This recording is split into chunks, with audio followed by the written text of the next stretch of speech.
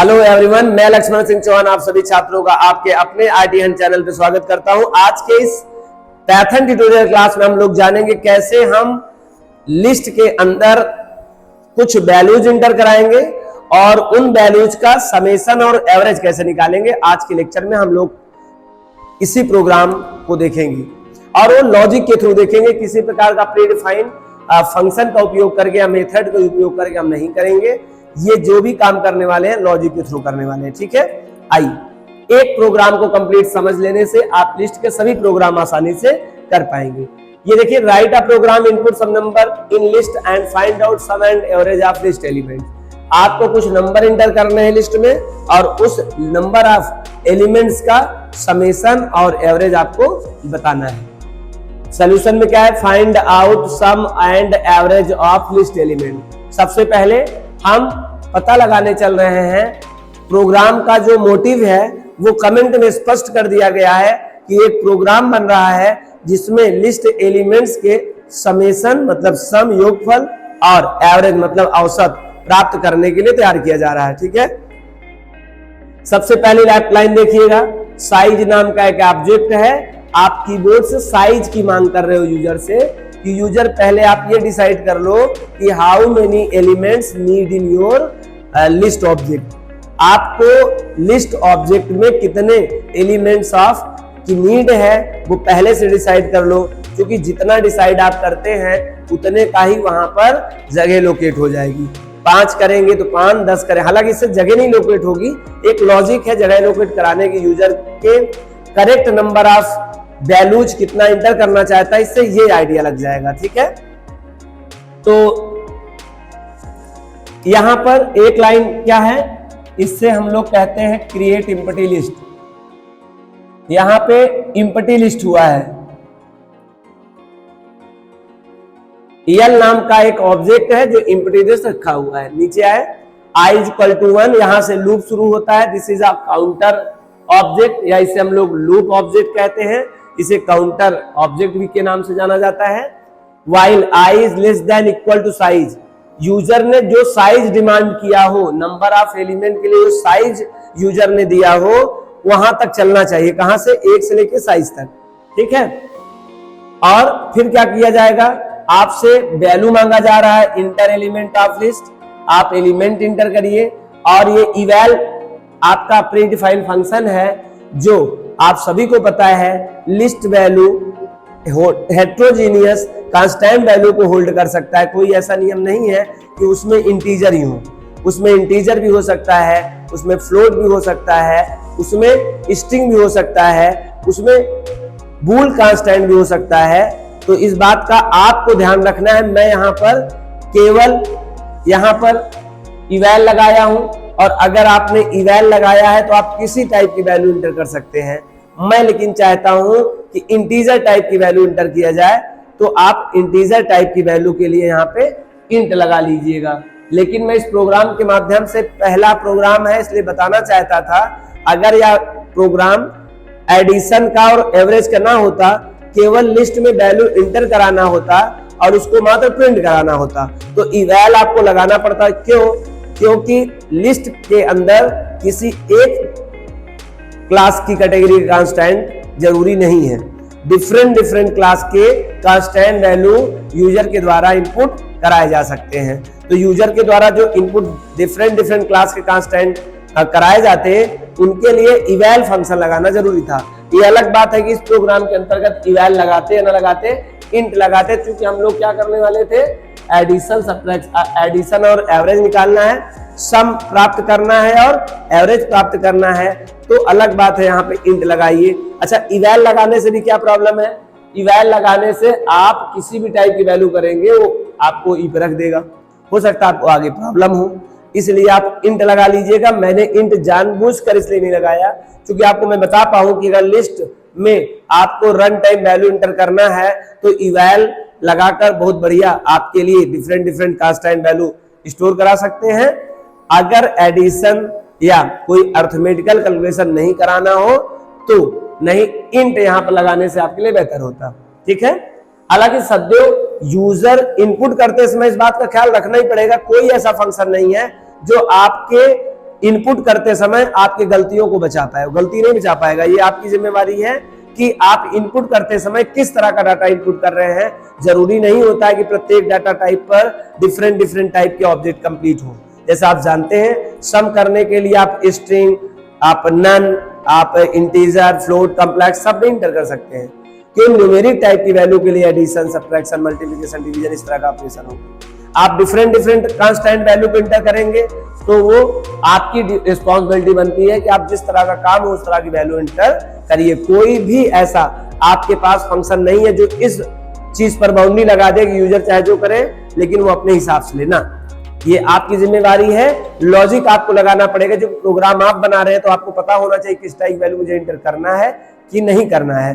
केवल हाँ, आप मैसेज दे सकते हैं, एक प्रकार का कमेंट पास कर सकते हैं जिससे यूजर उस तरह की गलती ना करे। लेकिन अगर यूजर करना चाहेगा तो वो रिसीव होगा, उसमें कोई दो राय नहीं है। ठीक,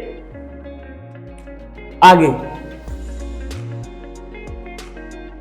अब एल नाम का जो इंपटी लिस्ट बना हुआ था उसी के साथ में कनकटनेशन ऑपरेशन देखिए परफॉर्म किया जा रहा है। जो यूजर के द्वारा वैल्यू इंटर किया जाएगा उस वैल्यू को कनकटनेट कर लिया जाएगा और ये i प्लस प्लस करने से क्या होगा, आपकी वैल्यू बार बार, ये देखिए पहले i प्लस प्लस करने से आपका काउंटर वेरिएबल अपडेट होगा और हमारा कंट्रोल फिर से वहीं मूव कर जाएगा। आप पहले एकदम बढ़िया से समझें, अगर आपको वैल्यू इंटर कराना है कीबोर्ड में रन टाइम तो ये आप इतना प्रोग्राम रख लीजिए। First statement, second statement, third statement, fourth statement, fifth statement, sixth and seventh. अगर ये सेवेंथ लाइन का स्टेटमेंट आपने रख लिया या फिर समझ लिया या फिर आप जो भी करना चाहे कर लें, वैसे रटना अच्छा नहीं है, समझना ज्यादा अच्छा है। क्योंकि इसमें ऐसी कोई लाइन नहीं जो समझ में ना आए। पहले यूजर से आप साइज मांग रहे हैं, फिर एक इंपटी लिस्ट क्रिएट कर रहे हैं, फिर लूप चला रहे हैं। कहां तक चला रहे हैं? जितना साइज यूजर ने मांगा हो, डिमांड किया वहां तक चलाना है। और प्रत्येक बार साइज में आने पर एक वैल्यू इंटर करा रहे हैं। उस वैल्यू को आप इवैल से कन्वर्ट करा के, टाइप कास्टिंग करा के, ई नाम के ई फॉर एलिमेंट, हमने ई ऑब्जेक्ट लिया, आप कोई भी ऑब्जेक्ट ले सकते हैं। ई पे बार बार क्या कर रहे हैं, असाइन कर रहे हैं और ई पे असाइन करने के बाद जस्ट क्या कर रहे हैं, लिस्ट में उसको ऐड भी कर रहे हैं। चलिए पहले इस प्रोग्राम को रन करा लेते हैं मैनुअली, फिर आपको समझाते हैं। देखिए एक ऑब्जेक्ट है जिसका नाम आपने दे दिया साइज, और एक आई लूप के लिए आपने काउंटर ऑब्जेक्ट बनाया है आई। अब जरा बताइए, और एक क्या है, एक लिस्ट है। ठीक, ये लिस्ट है, ये जीरो इंडेक्स है। सपोज दैट मान के लिए अभी आप नीचे आए, i equal to 1, i less than size. Size में क्या है, साइज में सपोज दैट, चलिए साइज लेते हैं 3। मतलब यूजर चाहता है कि 3 एलिमेंट मुझे भविष्य में रखना है, ये आप पहले से जान लो। 3 एलिमेंट के लिए मुझे लिस्ट तैयार चाहिए, तो आपने साइज, इसे याद रखना, साइज से कोई लिस्ट तैयार नहीं हुई है। This is only inform to the programmer या प्रोग्राम कि in future we need to the 3 elements of a list.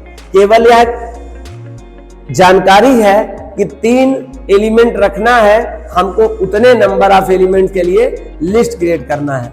केवल इससे नहीं, कुछ स्टूडेंट समझे कि इस लाइन से, इस स्टेटमेंट की वजह से आपको एक लिस्ट क्रिएट हो जाएगा। ऐसा मैं बिल्कुल नहीं कह रहा हूं, ध्यान रखिए, आप भी ऐसा नहीं सोचिएगा। यहां पर इंपटी लिस्ट हुआ है, यहां i इक्वल टू 1 हुआ है।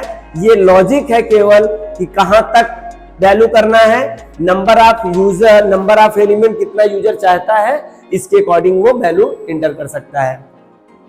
अब यहां 3 है, एक मैसेज आएगा इंटर द एलिमेंट्स। आपने इंटर द एलिमेंट, एक ई नाम का ऑब्जेक्ट है, आपने 5 इंटर किया सपोज दैट कीबोर्ड से और ई पे गया।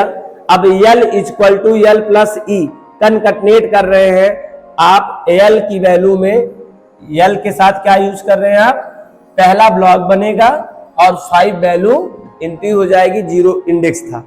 अब आपकी वैल्यू क्या हुई, लिस्ट में ऐड हुई। i equal to i plus 1 हुआ, i में 1 बढ़ेगा, अब i हो जाएगा 2। आई का मान पहले क्या था 1, अब क्या हो जाएगा 2। यहां 2 is less than equal to size, क्या 2 छोटा है अथवा बराबर है साइज से? साइज क्या है 3 है। आप देखिए बिल्कुल 2 छोटा है 3 से, कंडीशन ट्रू हो गया। ट्रू हो गया तो बॉडी ऑफ स्टेटमेंट में ये लाइन मिलेगा और ये लाइन और ये लाइन, 3 स्टेटमेंट इस वाइल से एसोसिएटेड हैं। इसी को हम लोग इटरेशन बोल कह सकते हैं, इसी को बॉडी ऑफ लूप भी कहते हैं। ये प्रत्येक टाइम मतलब ईच टाइम ये इसको इटरेट करेगा 3 स्टेटमेंट को। पहला स्टेटमेंट फिर से आया, फिर से आपसे एक नंबर मांगा जा रहा है। सपोज दैट आपने इस बार दे दिया 10, क्या दे दिया ई पे 10 दे दिया।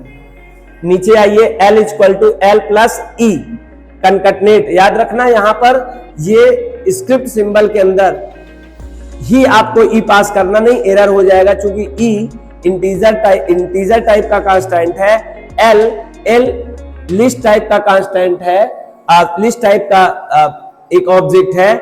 लिस्ट और इंटीजर कांस्टेंट का किसी प्रकार का कोई अरिथमेटिकल ऑपरेशन नहीं होगा और ना ही कनकटनेशन होगा, तो एरर हो जाएगा। स्टूडेंट ज्यादा मिस्टेक यहां कर देते हैं।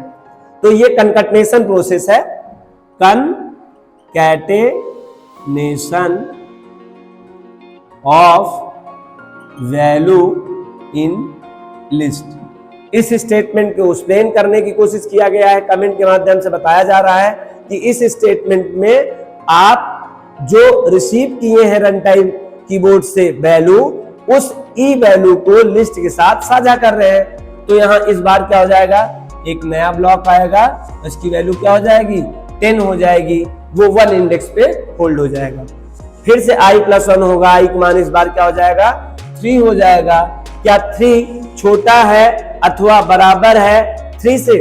i इज लेस देन और इक्वल टू साइज, मतलब 3 इज लेस देन और इक्वल टू 3, तो लेस देन तो नहीं है, 3 से लेस देन तो नहीं है, लेकिन इक्वल टू है, इसलिए अब भी कंडीशन क्या हो गई ट्रू हो गई। और अब ये लास्ट टाइम कंडीशन ट्रू, अब फॉल्स होगी, इसके बाद अगर कंडीशन होगी तो फॉल्स हो जाएगी, क्योंकि इक्वल टू तक पहुंचाया है। फिर से आपके पास ये मैसेज आएगा इटरेशन स्टेटमेंट का पहला स्टेटमेंट, और फिर से आपसे मांग होगी इंटर एलिमेंट ऑफ लिस्ट, फिर आप कीबोर्ड से कुछ वैल्यू दोगे। सपोज दैट इस बार आपने वैल्यू दिया 20, आपने जो 20 दिया उसको कनकटनेट किया जा रहा है, मतलब कनकटनेट करने से बाय डिफॉल्ट कहां कर लेता है, ये देखिए लिस्ट के ठीक लास्ट वाले इंडेक्स नंबर पे। तो अब 10 के बाद क्या हो जाएगा 20 हो जाएगा, इसका इंडेक्स नंबर क्या हो जाएगा 2 हो जाएगा। ठीक, अब i प्लस 1 होगा, i का मान क्या हो जाएगा 4 हो जाएगा। क्या 4 इज लेस देन और इक्वल टू 3? ना तो 4 छोटा है ना ही इक्वल है 3 से, तो इसका मतलब कंडीशन हो गई फॉल्स। और फॉल्स होने पर ये देखिए मैंने डॉट डॉट जो बताया था ये इनके लिए बताया था, ये इनके साइज और इनके बॉडी ऑफ लूप के स्टेटमेंट के बाहर है और ये वाइल के इक्विवेलेंट है, तो ये अदर स्टेटमेंट हो जाएगा, इसके लिए लूप से बाहर आ गए। आपको मैसेज आएगा element storing process will be done. आपको ये कंप्लीट होने के बाद एक मैसेज डन होगा कि आपके द्वारा वैल्यू डन करा लिया गया है, इनपुट करा लिया गया है। आप ये 4 लाइन का statement I hope never forget, कभी नहीं भूलेंगे। 1 2 3 4 5 6 7, अगर 7 लाइन अगर आपके दिमाग में है तो डेफिनेटली आप रन टाइम वैल्यू यूजर के अकॉर्डिंग नंबर ऑफ जितना भी चाहता है वो बार बार रन करा के अलग अलग साइज का और नंबर ऑफ अलग अलग एलिमेंट्स वैल्यू स्टोर करा सकते हो। This is a logic of create empty list. इसमें 3 काम हो रहा है। पहला काम तो देखो एम्प्टी लिस्ट भी सिम क्रिएट हो रहा है, इसी में एक काम क्या हो रहा है create prompt to number of list object, element लिख देते हैं, ऑब्जेक्ट नहीं एलिमेंट्स। कितने नंबर ऑफ एलिमेंट्स चाहिए आपने ये तय किया है, दूसरे स्टेटमेंट में आपने क्रिएट एम्प्टी लिस्ट किया है और तीसरे और ये लूप स्टेटमेंट की मदद से आप वैल्यू बने हुए लिस्ट के अंदर ऐड करा रहे हैं, मतलब आप ऐड कराने का काम कर रहे हैं। आई होप आपको एक एम्प्टी लिस्ट में किस तरह से रन टाइम वैल्यू हम लोग प्रवेश करते हैं, उसमें ऐड करते हैं, ये आइडिया लग गया होगा। एक प्रोसेस कंप्लीट हो गया और ये अलग स्टेटमेंट है। मैं चाहूंगा आप अलग से इसको एक बार, दो बार, तीन बार प्रैक्टिस कर लीजिए। अगर आपको अलग अलग पार्ट से भी अगर प्रोग्राम बनाना आ गया तो आपके लिए बेहतर रहेगा। आप समझ लीजिए, केवल ये 7 लाइन, जब भी कभी रन टाइम वैल्यू इंटर करने की बात आएगी तो ये 7 लाइन दिमाग में बैठाए रहिएगा और इसी तरह से आप बनाइए। अच्छा, अभी और क्या काम करना है? अभी सम करना है और एवरेज निकालना है। तो आपकी मर्जी हो तो आप प्रिंट कर सकते हैं। अगर आप चाहते हैं कि सर ये जो अभी मैंने वैल्यू इंटर किया है इसमें, इसको देखना चाहते हैं तो आप देख भी सकते हैं। i equal to 0 while i less than equal to size, i less than size, और यहां लिख लीजिए print l of i।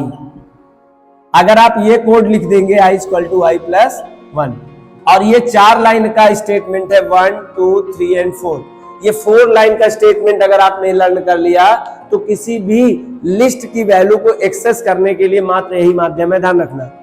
If we want to access the whole element of the list using run time, अगर run time program आप बना रहे हैं और रन टाइम वैल्यू आपने इंटर किया, हालांकि यार रन टाइम की हो चाहे प्रोग्राम टाइम की हो, if you want to print all elements of list then write the 1 2 3 4। ये 4 लाइन का मात्र स्टेटमेंट है। अगर आप इसको लिख देंगे तो आप एक्सेस कर सकते हैं। अगर इसी के बाद मैं ये लाइन लिख दूं तो आपको आउटपुट भी दिख जाएगा। और क्या दिख जाएगा? 5 10 20, आपको ये आउटपुट भी दिख जाएगा। और ये आउटपुट जब दिखेगा ना तो आपको 1 बाय 1 दिखेगा, लाइन बाय लाइन दिखेगा। तो आपको 5 और 10 और 20 इस तरह दिखेगा। अगर आपको उस तरह देखना है तो यहां पर आप इंड कांस्टेंट के साथ में /t लगा दीजिए, क्योंकि बाय डिफॉल्ट जो प्रिंट होता है वो न्यू लाइन में स्टेटमेंट प्रिंट करता है। तो आप यह कांस्टेंट लगा के आप इसको ऐसे प्रिंट करा सकते हैं, ये आपकी मर्जी है। ठीक है, आइए बात करते हैं इस प्रोग्राम के अंतर्गत क्या किया गया है। एक मैसेज आएगा, element storing process will be done. उसके बाद सम इक्वल टू 0, एक ऑब्जेक्ट क्रिएट किया गया है जिसका नाम सम रखा गया है, और उस सम पर इनिशियल वैल्यू इंटीजर टाइप का कांस्टेंट 0 होल्ड किया गया है। i equal to 0। अब i नाम का ऑब्जेक्ट पहले से बना था, उसी को ओवरराइट करके मैंने क्या कर लिया? 0 कर लिया। i is less than size, और i कहां से चला रहा हूं? i को 0 क्यों रखा? सबसे पहले तो आपके दिमाग में बात आनी चाहिए, सर आपने i को 0 क्यों रख रहे हैं? यहां भी आपने 0 रखा, जबकि आपने यहां पे कुछ 1 रखा था। यहां पे तो आप चाहे जो रखो, 1 रखो, 2 रखो, 10 रखो, 100 रखो, 0 भी रखो, कोई प्रॉब्लम नहीं होता है। तो नंबर ऑफ काउंटिंग के लिए होता है, कितना वैल्यू आपको इंटर करना है, वो उस बात को वो माने रखता है। लेकिन यहाँ पे 0 इसलिए रखाने की बात हो रही है, और नेसेसरी है 0 रखना, क्योंकि आपको पता होगा इंडेक्स नंबर जो होता है वो 0 से स्टार्ट होता है। इसलिए हम यहाँ i का मान क्या रख रहा हूं? 0 रख रहा हूं। क्यों? क्योंकि बार बार मैं l ऑफ i पास करके इनके इंडेक्स नंबर पर पहुंच पाऊं और इनकी वैल्यू एक्सेस कर पाऊं। तो यहाँ पे लॉजिक की बात है, दिस इज नॉट कोइंसिडेंटली, ऐसे यूं ही नहीं रखा गया i इक्वल टू 0। आप इंडेक्स नंबर है, ध्यान रखिए क्या है? इंडेक्स नंबर है। और एक कम तक इसलिए रखा गया है, यहाँ पे इक्वल रखा गया, यहाँ कम क्यों रखा गया? क्योंकि आप सबको पता है अगर कोई इंडेक्स नंबर 0 शुरू होता है तो एलिमेंट के -1 तक होता है, इसलिए यहाँ पर इक्वल टू ना करके साइज तक, साइज से कम तक चला गया है। तो कुल मिला के 0 से लेकर इंडेक्स नंबर और जो साइज होगा उससे कम तक यहाँ लूप चलाया जा रहा है। और बार बार क्या किया जा रहा है? देखिए, सम नाम के ऑब्जेक्ट साथ में sum equal to sum plus l of i। l of i का मतलब यहाँ पे l ऑफ 0। आपको पता है दिस इज इंडेक्स नंबर। 0 क्या है? इंडेक्स नंबर है। 0 इंडेक्स नंबर पर l ऑफ 0 की वैल्यू किसके साथ ऐड करो? सम के साथ यूज करो। l ऑफ 0 की वैल्यू है क्या? देखिए ये रहा l ऑफ 0 की वैल्यू 5। यहां से एक्सेस होगा तो 5 प्लस 0 और सम पे क्या हो जाएगा? 5 ही हो जाएगा। ये सम है और इस पे क्या हो जाएगा? 5 हो जाएगा। फिर आप यहां पर i equal to i plus 1, ये स्टेटमेंट करना है। आप देख रहे हैं इसके बॉडी ऑफ स्टेटमेंट में या इटरेशन इसका जो है इस व्हाइल लूप का इटरेशन स्टेटमेंट वो दो है। पहले आपका समेशन किया जा रहा है, फिर आई की वैल्यू को इंक्रीमेंट किया जा रहा है। आई फिर ऊपर जाएगा, आई का मान क्या हो जाएगा इस बार, आई का मान हो जाएगा 1, क्योंकि 0 था पहली बार और एक ऐड होगा तो 0 और 1 क्या हो जाएगा 1। आई का मान इस बार 1 हो जाएगा और फिर नेक्स्ट टाइम आएगा तो sum equal to sum plus L of I, और एल ऑफ आई का मतलब एल ऑफ 1। और अगर एल ऑफ 1 की बात करें तो ये एल ऑफ 1 इंडेक्स नंबर कहलाएगा और वहां से वैल्यू क्या एक्सेस होगी 10। अब 10 वहां से एक्सेस हो रहा है और सम पे ऑलरेडी क्या है 5 है, सम पे 5 और एल ऑफ आई की वैल्यू क्या है, एल ऑफ 1 की वैल्यू 10 है। 10 और 5 कितना हो जाएगा 15। सम का आंसर क्या हो जाएगा 15 हो जाएगा।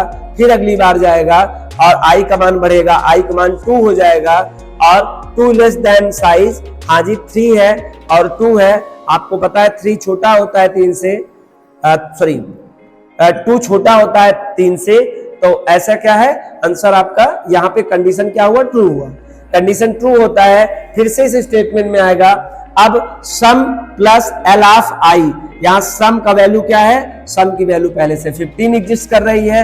एल ऑफ आई की वैल्यू क्या है, एल ऑफ आई मतलब L I of 2, L of 2 का इंडेक्स नंबर की वैल्यू क्या है 20 है, तो यहाँ 20 जनरेट हो जाएगा। यहाँ पर 15 है, 20 और 15 कितना हो जाएगा, अगर हम बात करें 20 और 15 तो 5 3 35 हो जाएगा।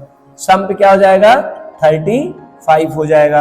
आई प्लस 1 होगा, आई का मान 3 होगा, कंडीशन फॉल्स हो गई। फॉल्स होने पर इस लाइन पे आएगा, बोलेगा elements addition process will be done. आप देख रहे हो प्रोसेस डन हो चुका है 35। अब prints all elements of the input elements here. हालांकि मैंने आपको पहले ही बता रखा था आपको प्रिंट करना चाहिए, लेकिन यहां पर इस प्रोग्राम में आपको आखिरकार में प्रिंट कराया जा रहा है। इसमें जरा देखिए आई का मान कहां से 0 तक, मैंने आपको पहले ही बता रखा था। जब भी किसी लिस्ट की वैल्यू को प्रिंट कराना हो तो आई का मान क्या रखिए 0 रखिए। I is less than size, और कहां आई लेस देन, देखो वहां साइज बताया था। प्रिंट एल ऑफ आई, और एल ऑफ आई अगर आप यूज करते हैं तो यहां पर एल ऑफ आई क्या है, एल आई का मान क्या है 0 है। एल ऑफ आई मतलब एल ऑफ 0 मतलब आपको 1 by 1 वैल्यू मिल जाएगी। यहां से आप देख पा रहे हैं this is a logic of output so on all elements of list.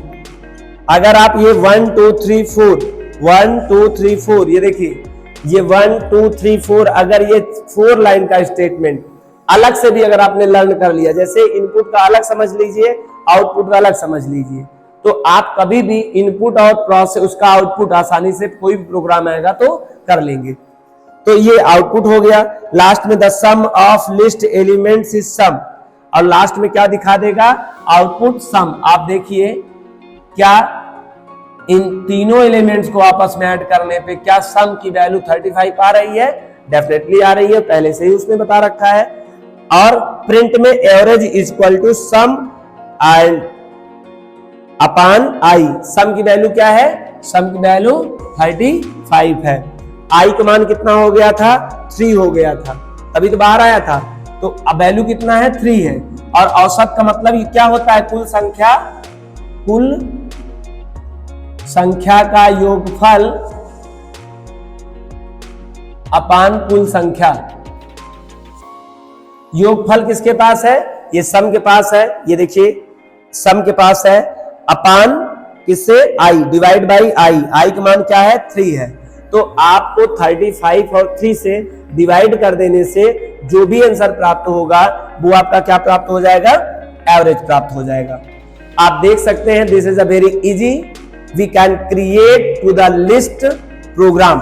आप लिस्ट प्रोग्राम ऐसे कोई भी प्रोग्राम हो, इवन अगर आपको याद होगा कि हम लोगों ने ऑपरेशन ऑफ लिस्ट पढ़ा था, उसमें बहुत सारे ऑपरेशन पढ़े थे, जैसे print the single element, print the whole element, print the group elements, delete the elements, remove edit the elements, और बहुत सारे सॉर्ट करना है ना, काउंट करना, मिनिमम बताना, मैक्सिमम बताना, अपेंड, एक्सटेंड, जितने भी मैंने मेथड बताए थे या फंक्शन बताए थे, आपके लिए होम टास्क है।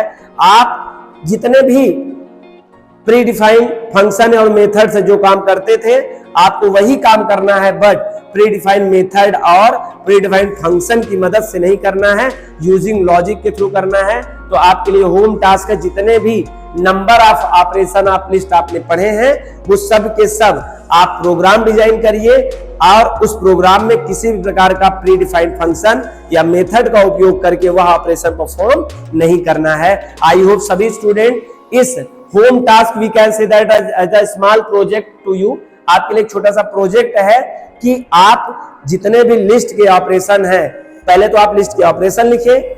मैं कहता हूं एक बार लिस्ट के ऑपरेशन का लेक्चर भी देखिए, आपका कंसेप्ट समझिए, फिर उसके बाद वो कौन से मेथड है जिनसे कौन सा ऑपरेशन परफॉर्म किया जाता है वो देखिए, और लास्ट में उन सभी मेथड और फंक्शन का बिना उपयोग किए एक एक प्रोग्राम, एक एक ऑपरेशन का पूरा बनाइए, जिससे आपको पता चल जाए कि किस तरह से प्रीडिफाइंड फंक्शन और मेथड बनते हैं।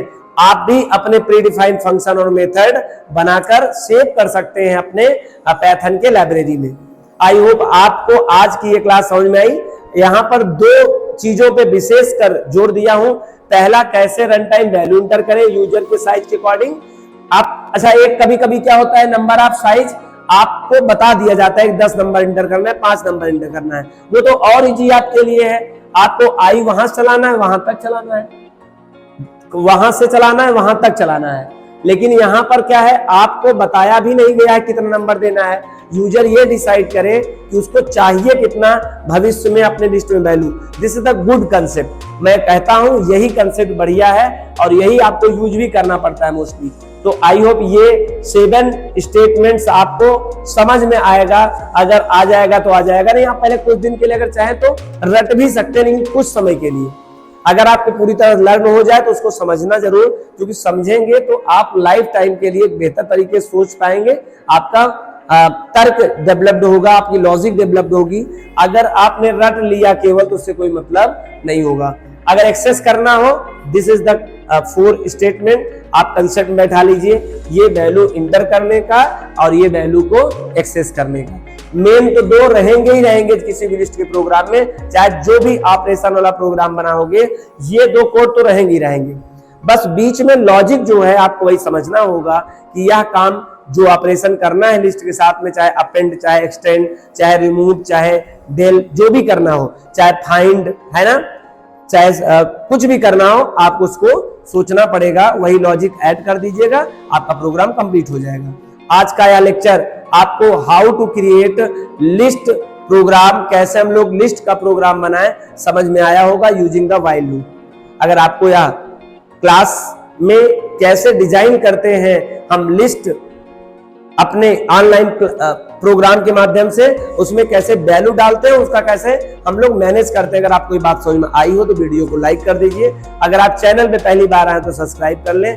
ज्यादा से ज्यादा अपने दोस्तों को ये प्रोग्राम शेयर करें, जिससे एक प्रोग्राम अगर ये बात समझ में आ गई तो लिस्ट के जितने भी प्रोग्राम होंगे ओवरऑल प्रोग्राम आपको समझ में आ जाएगा। क्योंकि बातें स्टूडेंट को यहां से नहीं समझ में आती है और कैसे एक्सेस करें यहां नहीं समझ में आती है। बीच में तो 2, 4, 5 लाइन का स्टेटमेंट है, लॉजिक लगा के आप उसको परफॉर्म कर सकते हैं। Thank you so much, meet next class.